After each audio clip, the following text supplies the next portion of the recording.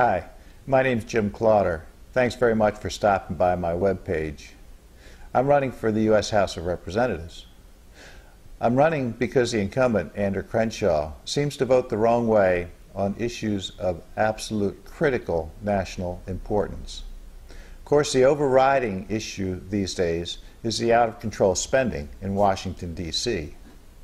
That out-of-control spending has led to a national indebtedness that now totals more than $15 trillion. That number is in thanks part to Mr. Crenshaw, who voted to increase the debt limit recently by $2.4 trillion. That's just one example of his acquiescence in the out-of-control spending going on by politicians of both parties in Washington, D.C. Right now, today, the federal government has to borrow 41 cents out of every dollar it spends. That cannot continue. To give you an idea how serious this problem is, Admiral Mike Mullen, who is chairman of the Joint Chiefs of Staff, that's our nation's top military officer. Admiral Mullen testified in front of Congress that the greatest threat to this nation's security, this is a military man talking, the greatest threat to this nation's security was our national debt. He didn't say it was Iran, he didn't say it was Al-Qaeda, he didn't say it was the Taliban, he didn't say it was some terrorist with a rogue nuclear device. He said the greatest threat to our country's security is the national debt.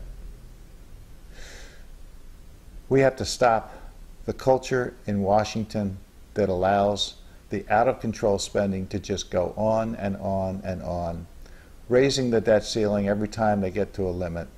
We have to say no more. No more to things like bank bailouts. Andrew Crenshaw voted to give Wall Street bankers $750 billion. If ever there was a vote for crony capitalism, that was it. It flies in the face of free market economics. It's a repudiation of capitalism. As I understand it, capitalism, you get to start a business, and if you do well, you get to keep your profits. But if you fail, if your business is no good, you have to absorb your losses. Mr. Crenshaw's vote to bail out the Wall Street banks is a repudiation of that whole free market economic system, which has the potential to make our country great again.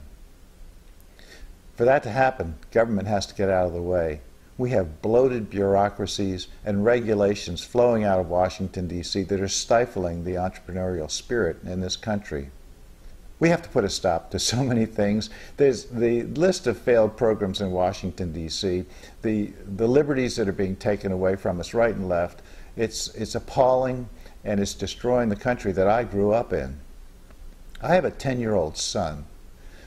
What we're doing to him and his generation is unconscionable. It's immoral, and moreover, it's unsustainable. I want to get on the ballot. We need to have a debate about these issues, and the only way I'll get on the ballot is if 3,000 people sign petitions so that my name can appear on the ballot. Actually, there's two ways you can get on the ballot. You can write a check for $10,000 or get the ballot petitions. I could write a check for $10,000, but I decided that if there weren't 3,000 people out there in the state of Florida who were just as angry and irate as I am about the out-of-control spending in Washington, D.C., then really there probably wasn't any point in trying to mount a campaign against an incumbent. But I have to believe that there are hundreds of thousands of people who want to say no more. So I ask you, please go to the tab at the top of this page that says sign a petition. Click on that. It'll open up to a page where there's a petition that you can click on and print out. Fill out that petition, send it back to me. That's the only way I'm going to get on the ballot. In fact, while you're at it, print out 2 or 3 petitions, take them to your friends and neighbors, get them to sign and mail them back in too. And while you're at it, tell 10 or 15 people that you know to come to this webpage. Check out why I'm running.